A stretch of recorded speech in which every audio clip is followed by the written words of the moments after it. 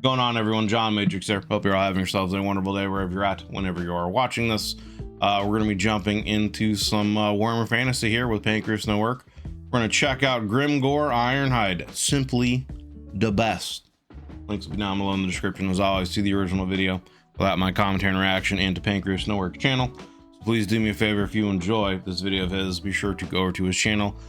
Check out his content, hit the like on this video if you enjoy it, and check out the rest of his content. And if you enjoy his content, hit that sub button if you haven't already. Makes a lot of great videos for Warhammer Fantasy, the 40k universe, does some Star Wars stuff. He does a lot of any nerd stuff out there.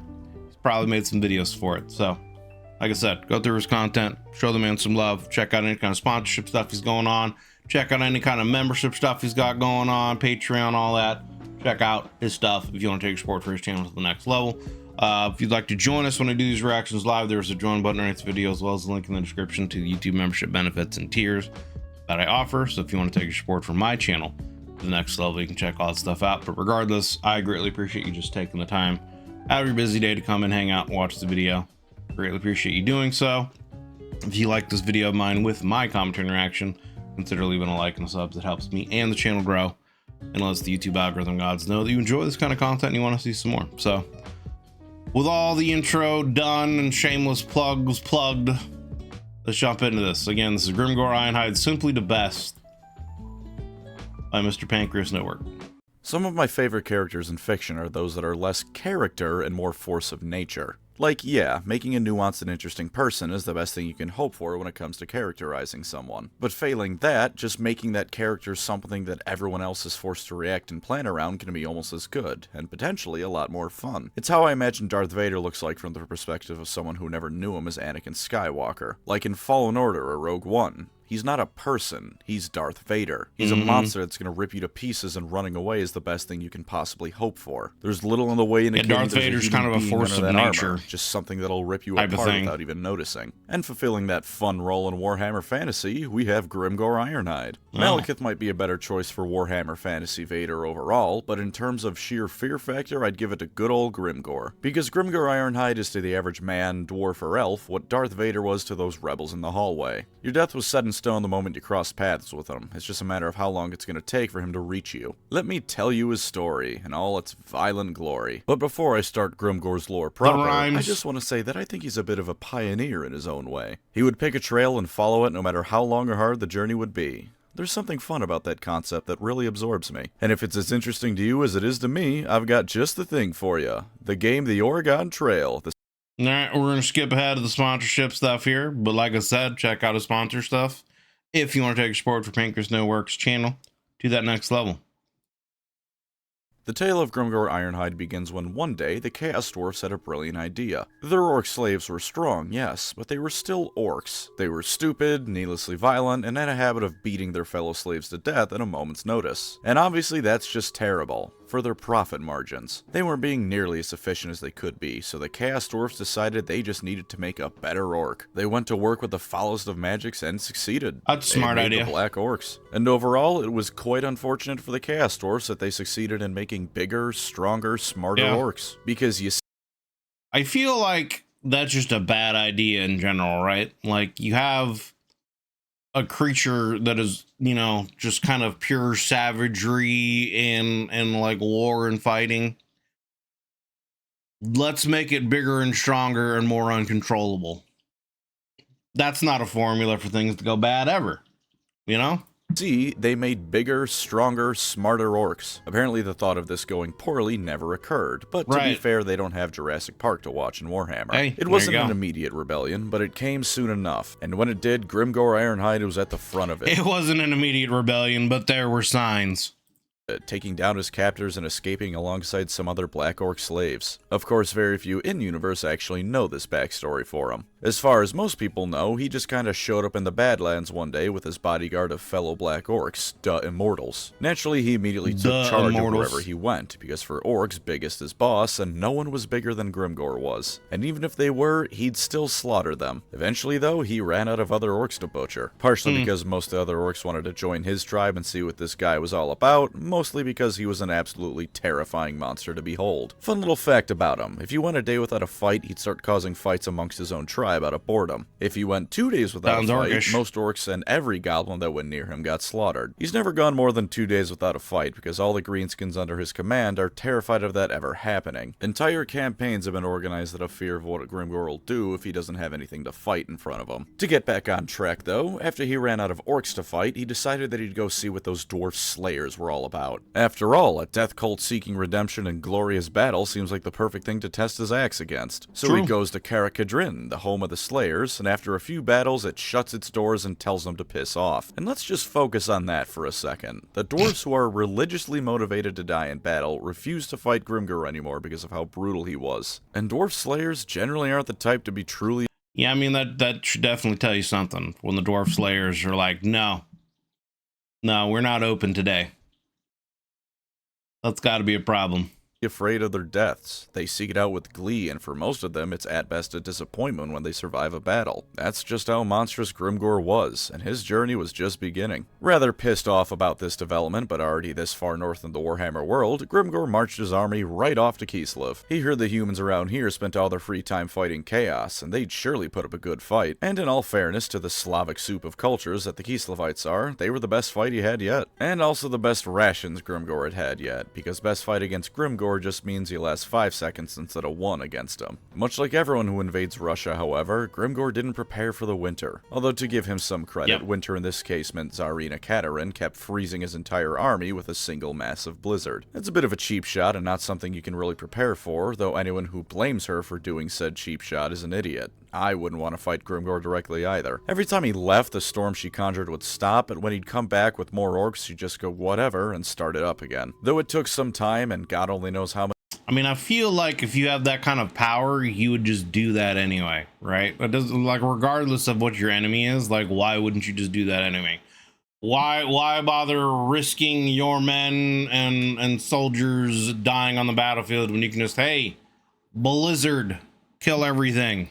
New York lives, he finally got the hint and went back to the World's Edge Mountains, gathering more orcs and hoping that whatever enemy he found next wouldn't just toggle downfall on him over and over again. Sure enough, he found a bunch of night goblins while he was dicking around in the lower levels of some conquered dwarf hold. Chasing after them, he found more tunnels that went deeper and deeper, and having nothing better to do, he went right in them. Want to take a guess what he found down there? More night goblins. And Skaven. A lot of Skaven. You might think that the Skaven would be a poor fight for Grimgor, being cowardly and weak and all that. And in a 1v1 case, you'd be right. But is anyone familiar with the rat's knows, you never 1v1 a Skaven. Yeah. You 1v100 those furry bastards. Exactly. It's literally...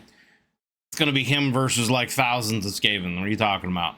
Grimgor was finally in green, violent heaven. He never ran out of things to kill, and when the rats brought out the big guns like rat ogres or rattling guns, things were actually exciting. And these were the best rations he'd ever had. It's worth mentioning that he was entering Hell Pit, the place where the Skaven make things like Hell Pit abominations, mutant rat ogres, and other things that would make any sane being piece right the hell out. And sure enough, at one point, the rest of his army retreated to upper levels, and this was Grimgor's time to shine. He found a narrow tunnel, waited for Throt the Unclean to send his best creation, and started swinging, and swinging, and swinging, and swinging, until nothing was left and he had done what no one else before him had ever done. Breached into a Skaven city. Such a monumental accomplishment should have been down in the history books, but in true orc fashion, Grimgor probably didn't know what he had done, and definitely didn't give a shit. All he cared about was that all the fun things were dead, and he was bored, so he left. Throt actually planned to go take care of Grimgor himself, which would have resulted in an early grave, but when he got there with his creations, the green monster that was butchering his stuff was gone. Naturally, he took his frustration in not being able to kill Grimgor out on the Empire, because the Skaven loved to make themselves feel better by hurting others. After this, his story turns into that of your average D&D party. He just started wandering the lands killing things. I guess that's what he had always been doing, but now it comes across as even less goal-oriented than before. For instance, he just kind of decided he was going to go to the Chaos Dwarf lands and started causing them all sorts of problems. At one point, he declared war on the ogres in the Mountains of Morn in their own lands, which as you can see from the Total War trailer in the background right now, not even the Chaos Gods could successfully do that. He even found a massive horde of Chaos followers who were on their way to Kislev since they heard that Grimgor had done such a fine job of weakening it.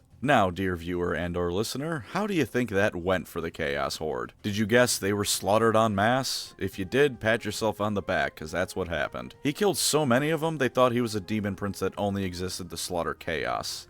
I mean, that's pretty crazy then, right? You know, when you have, like, an orc that's just slaughtering chaos hordes. I mean, he's not necessarily doing it on his own, right? He's got his army with him, but I mean, he's still the centerpiece of it. You know, that's pretty ridiculous. And you know what? That brings me such joy to... It's honestly, it's kind of funny too, because, right, he originally went to attack Kislev, couldn't do anything to attack them because of the blizzard. Then, you know, because of them being in a weakened state, Chaos goes to attack, and then he essentially defends Kislev by killing the Chaos Swords because he just wanted to fight something. You know? Ended up being a good guy in the long run. Here, that the closest thing to keeping Malal canon was the living brick named Grimgor Ironhide. But despite even this, he was pretty bored. Everything he fought was boring him, because everything he fought had a life expectancy of however long it took Grimgor to get into melee with him. It was like he was Warhammer fan. Sounds like he should just be thrown in the warp and just let him go buck wild. I feel like he would end up eventually succumbing to Khorne, and he'd become like some kind of greater orc demon of Khorne or something like that, you know? This is Saitama. There was nothing fun left to fight, nothing fun left to do. Everything went down in one quick swing of Gitsnick. Where's the fun to be had? Now with that, though, we come to a bit of a divergence in Grimgor's story. Because on the one hand, we have the End Times, but on the other hand, we have Storm of Chaos. And while non-canon and a proper shitshow all on its own, Grimgor Ironhide ends up becoming the highlight of it in the funniest way possible. For those unfamiliar with it, Storm of Chaos was when GW wanted the End Times, but allowed fantasy players to submit battle reports to dictate how the campaign went. In this timeline, Grimgor fought against the Chaos Lord Crom the Conqueror, some Chaos Undivided Lord I don't really care to talk about much except for his relevance here. His and Grimgor's army fought, and they both butchered the other guy's 18 bodyguards, so they fought each other to a standstill. Unfortunately, Grimgor's army wasn't up to snuff, so it got routed. Grimgor, and I want to make this very clear, did not retreat from the battle. He was pissed at his army for retreating, so he ran after them to make them all come back to the fight. Crom, for his part, went to reinforce Arcan's army. Pretty happy he got to fight someone like Grimgor, but overall just kind of nonplussed about the whole thing. As Grimgor finally got his army back together, he heard about this Chaos loser who was even tougher and stronger than Crom. He was excited. It was time for another fight. And in the real world, Games Workshop had realized that Chaos was losing every battle it fought, and despite the fact they ignored the rules and kept moving Chaos up, it continued to lose and lose and lose some more. Because they allowed the fanbase to participate, this Yeah. I mean, so the fans were winning all the battles against the Chaos, but plot armor, so Chaos just won anyway. Okay, Games Workshop, I see what you're doing. Opened the doors for their special faction to actually fail, and fail it did. In desperation, GW just asked people to vote on who they wanted to win. Surely the fans of the franchise were going to vote for the army that wanted to destroy the franchise. Yeah, sure. They did not. They picked the Greenskins. Grimgor showed up as Arcan was killing Sigmar's reincarnation and giving his generic evil bad guy speech, and kicked him square in the balls before declaring he was the best and wanted enough to make a bigger army. All the while, his current ones slaughtered the forces of chaos around them, and Karl Franz finally showed up to clean up whatever the fuck was going on in front of him. I imagine he was mostly just confused seeing the greatest threat to his people on the ground, and this massive orc running around hollering like a chimp. Also, fun fact, it took longer for Karl Franz to reach Middenheim from Altdorf than it did for Archaon to reach it from Kislev. Plot armor. It works wonders. Games Workshop swiftly declared everything here non-canon and swept it under the rug. Now it's time for the End Times. Urzag the Great Green Prophet had a... Why even do that then? Why even like have a scenario where you try to allow the fans to like play out the actual story, you know? And then when it doesn't go the way you're wanting to, because it's like they set up the End Times so that it could literally be chaos comes in and destroys everything. So then why would you set up a scenario where the players can play out the campaign and defeat chaos, you know what I'm saying? Like, why even do that if you already have it planned that chaos is gonna win? You know, like, why? I don't know. Revelation. Games Two Workshop, orc I guess. gods mean two orc champions of the gods. For Mork, we have Skarsnik, and he's not relevant to this video, so that's his lot for now. The other is who else but Grimgor for Gork. As for what he did, Grimgor is perhaps the only non-chaos character to get some serious wins under his belt. Aside from maybe Nagash, but after his book, he stopped getting those wins. After being told he was one of the 2 greenskins who would unite them all into one big wah, Grimgor immediately marched east towards Cathay. Along the way, he encountered what was apparently a pretty large orc empire before killing the guy in charge, and it was now part of Grimgor's orc empire. Although in saying that, he wasn't building much of an empire, because everyone he conquered he took with him. The hobgoblins that reside in much of the lands between Cathay and the Old World were also brutalized and added to his horde. When he finally arrives at his destination, with a much bigger army, he just adds to the mess that Cathay had become by that point. The Chaos Dwarfs had taken the Great Bastion alongside some Skaven and miscellaneous Chaos tribes, and were getting ready to invade the rest of Cathay when Grimgor finally showed up. At long last, here he was, ready to take revenge against the Chaos Dwarfs for what they did to him all those years ago. That picture looks ridiculous. And by God, did he get revenge. Millions of greenskins came crashing down as Grimgor engaged the leaders of the Chaos Dwarfs in head combat. The battle lasted for hours, but I'm sure you never doubted the end result. Grimgor and his horde killed them to the last, and Gork and Mork were dominant over the Chaos Gods in the east. With that, however, it was time for Grimgor to head back. The best fights weren't to be found in Cathay, but back in the Empire. Of course, before that, he had to make a few pit stops, and somehow in all of this mess, he became the incarnate of beast magic. Phenomenal. See, and like, that's another question. Do Gork and Mork, like, do they even care about the Chaos Gods at all? Like, I guess it's one aspect of Warhammer, the both fantasy and I think 40k, right? Because the Gork and Mork are also the gods in 40k. Really don't know anything about them, like what their kind of motivations are, if anything, or if it's just one of those things where they just want their orc subordinates to just kill and fight, and like that's it, and they don't really care about anything else. You know what I mean? Like, do they as gods have any aspirations for anything? Do they want to join the great game? Do they care about the Chaos Gods or any of that at all? Like, I don't really know much of anything about Gork and Mork at all. I guess that's something I should look into reacting to.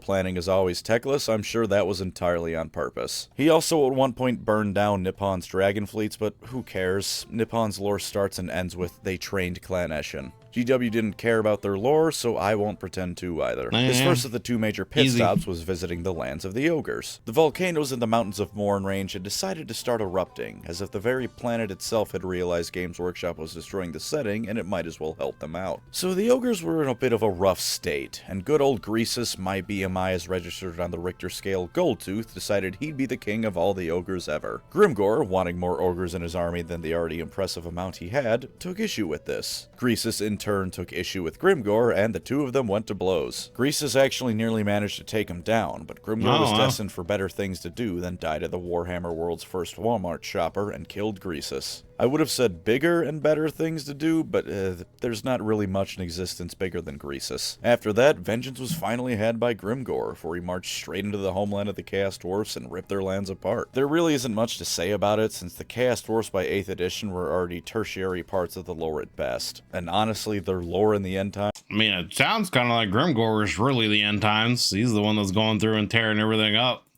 Pretty much just amounts to conquered parts of Cathay and were murdered by Grimgor. So with that, the march to the west was finally nearing its end. And then Teclis abruptly ended the march by teleporting Grimgor's entire army and himself directly to Middenheim. The orcs...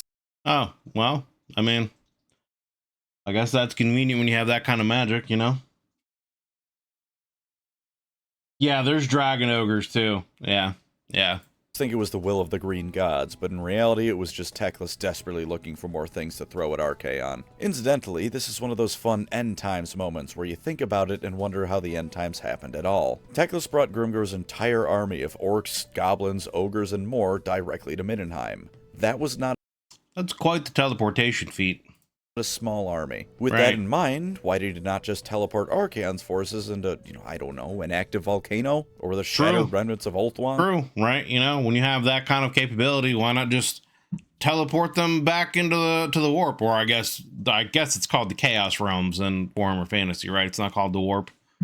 you know, in fantasy. But yeah, now why not just teleport them back to, you know, the realms of chaos and just, you know, have them sit there, or just start over again, or every time they come out, just teleport them back, you know? So they all drown? Or how about take all the magic power used to cast that spell, and instead of trying to teleport people, just fire a magical Kamehameha at Archaon's face? I mean, that works whatever, too. I'm not techless.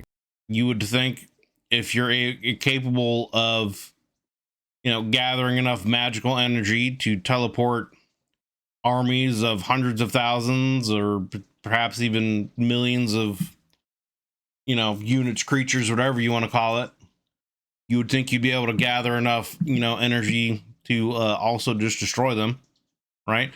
I mean, like, who's to say? Couldn't you just like teleport them, you know, like several thousand feet down below the ground, and just make them a part of the planet, you know, and then they just die? Can you just do that too, you know? Guess the only option was to teleport in the rampaging army of morons. For Grimgor's part, he was teleported close to the incarnates themselves, and not really caring about saving the world, just started swinging. He probably would have taken down a couple of the incarnates with him, were it not for Malekith showing that while he may be the mama's boy to end all mama's boys, he's pretty clever. He told Grimgor that in no uncertain terms was he da best, but that Archaon Git said that he was da bestest instead, and Grimgor should go and show him what's what. I'm not making that up. Paraphrased a bit, sure, but Malekith talked to Grimgor like he was an orc and pointed him towards Archaon. And honestly, this is one of the few end-time bits I wish we got to see more of. It's honestly a little shocking we don't see more of that in any Warhammer setting. It sounds like a pretty surefire way to deal with any orcs you encounter. Though, to be fair, it does rely on both the orcs being willing to listen to you, and you not caring about anything in whatever direction you pointed them towards. But Grimgor now as convinced as he needed to be, he and his boys rage against the Chaos Tide. The Immortals went forth and slew thousands, and Skarsnik led the army against the forces of chaos. Grimgor had his own task, though, and he'd see it done, no matter how many Chaos Marauders, Knights, or Demons he had to kill on the way to... I mean, it's smart, though, too, right? Like, he sees him as the tool that he is, and he's an orc. He's smart enough and you know, powerful enough to be a dangerous creature, but is still easy enough to be manipulated. So, I mean, use him as a tool, point him in the direction, and yeah, there you go. You got a weapon. Let him clean up your mess. And then once the chaos is done, just go back home, you know?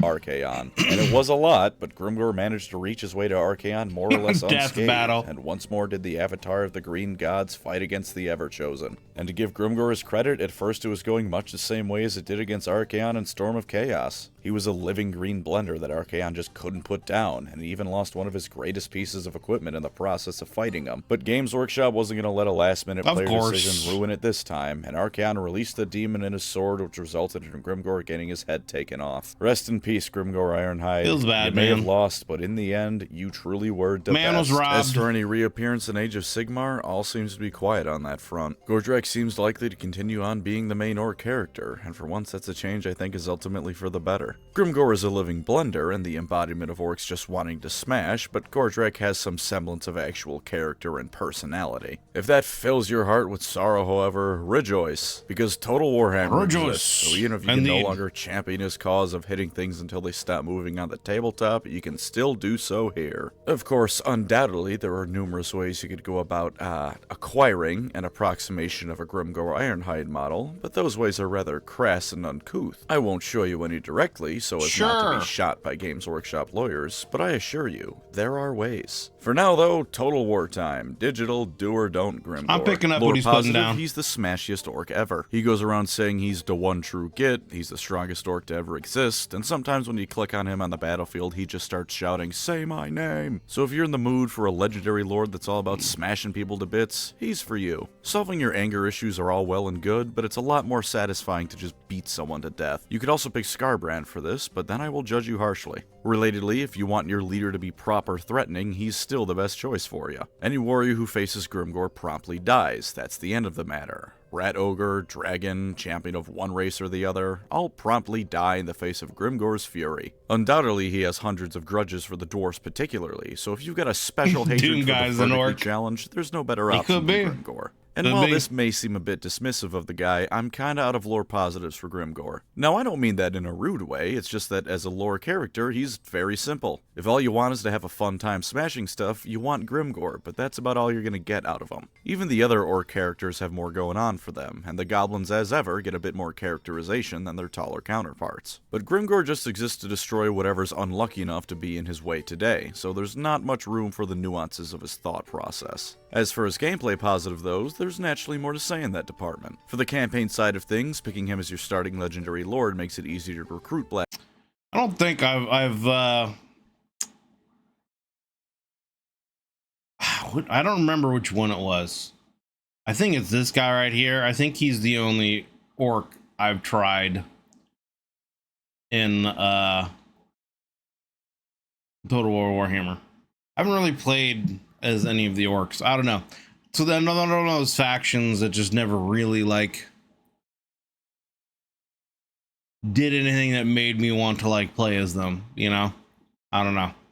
But I'll have to try them out at some point.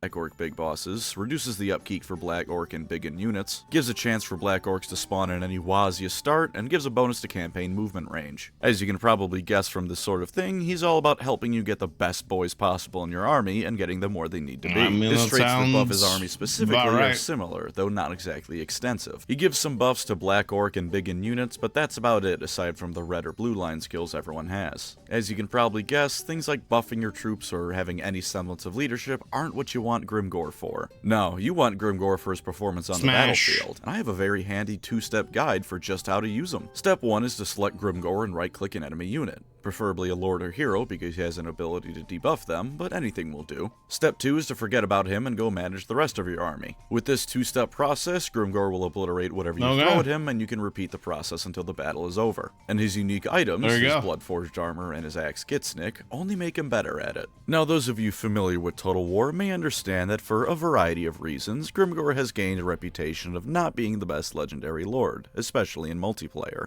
To that I have 2 simple counter-arguments. 1, I do not care about Total War competitive multiplayer. Never have, never will. So any arguments about his viability stemming from there can go right to hell. For 2, I'm not playing at Cockstomp Omega Legendary End Time Skullblaster difficulty mode, where your unit of max experience Black Orcs get wiped by a unit of Skaven slaves. I'm here to have fun with AI modifiers for the campaign, making... That is something that I've always had a problem with the Total War franchise, is like the higher difficulty, all it does is just add modifiers that make their units have more health and do more damage, and allows them to acquire more gold and resources, you know, that much easier, so they can make more and larger armies that much quicker. Like, to me, it's really not that much more enjoyable.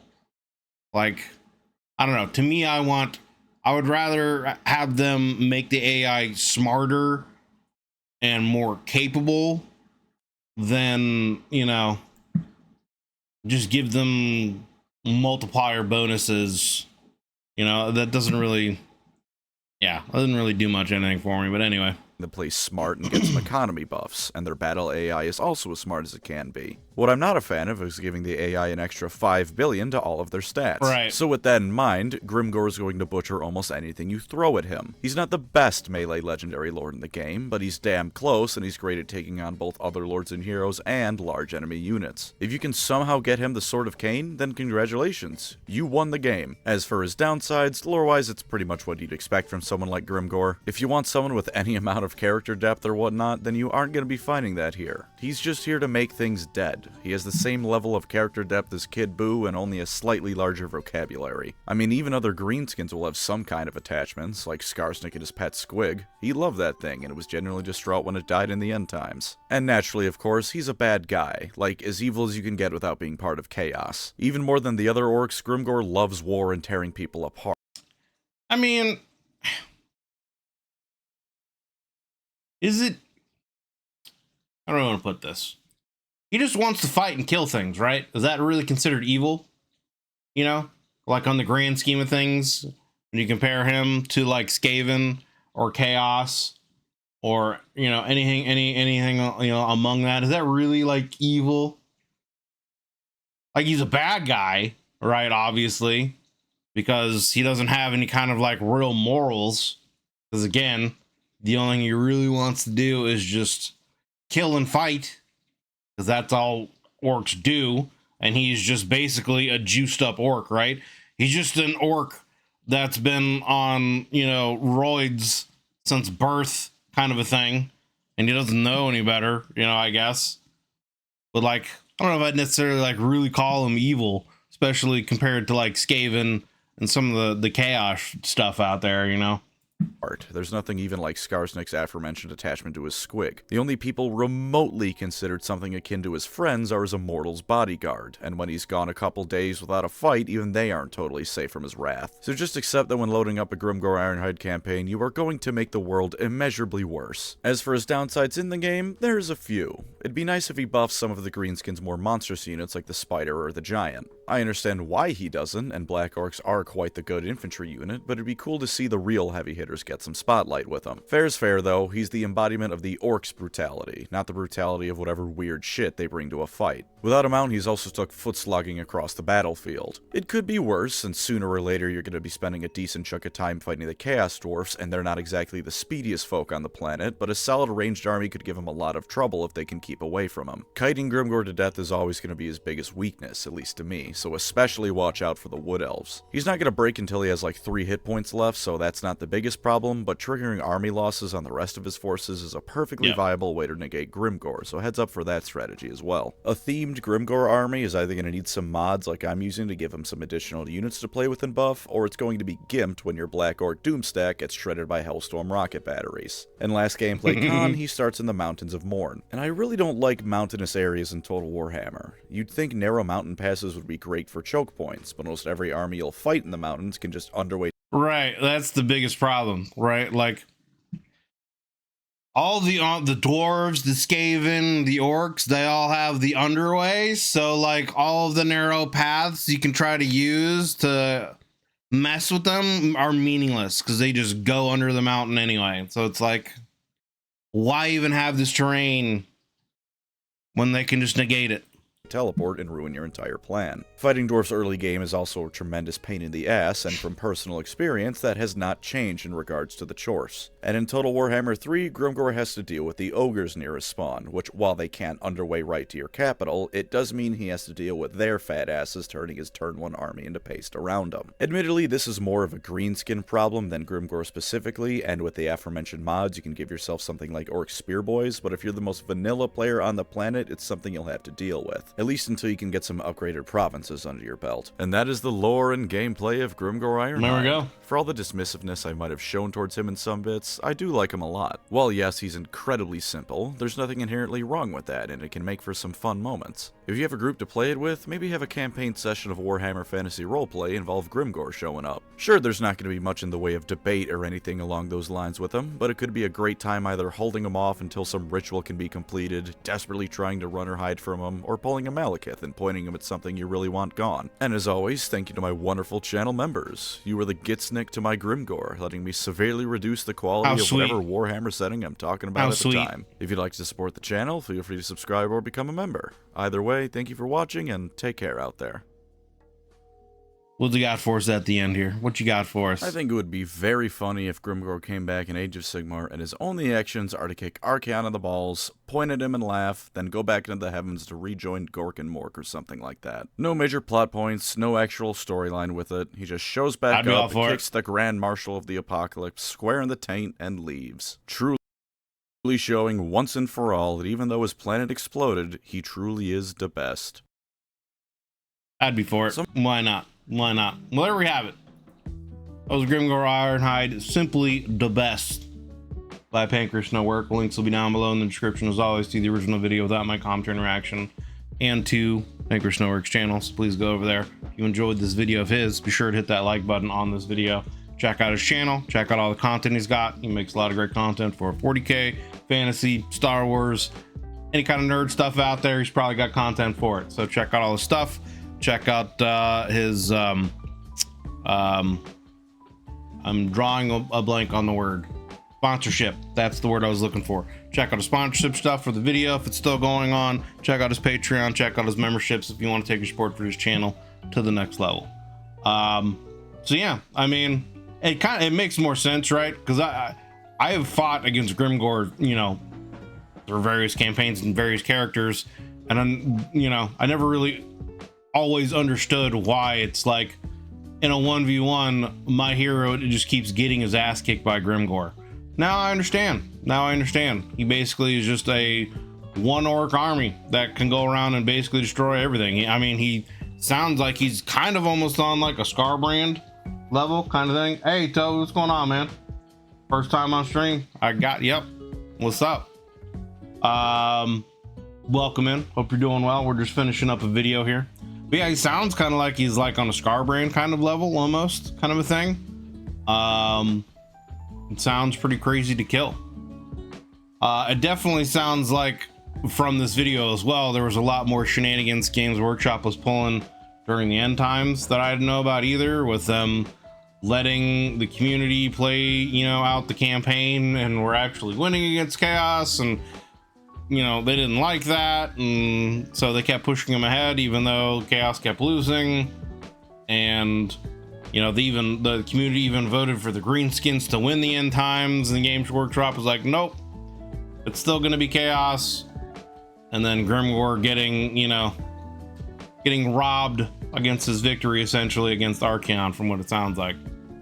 But I'll have to give him a try in the orc campaign. Like I said, I haven't really played the orcs in Total Warhammer 3 that much. There haven't really been a faction I've been super interested in playing, so we'll have to give them a try after seeing this video here. But yeah, thank you guys for watching. Hope you enjoyed this video of mine with my commentary interaction. If you did, consider leaving a like and a sub. It helps me and the channel grow. You can check out you know, the YouTube membership benefits and tiers that I have to offer down below in the description, as well as the join button underneath the video. You can join us when I'm doing these reactions live with Zam right now with my YouTube members. If you enjoyed the video of mine with my commentary interaction, consider leaving a like and a sub. It helps me and the channel grow, and lets the YouTube algorithm gods know you enjoy this kind of content and you want to see some more. So thank you guys for watching. Hope you're having yourselves a wonderful day. See you on the next one.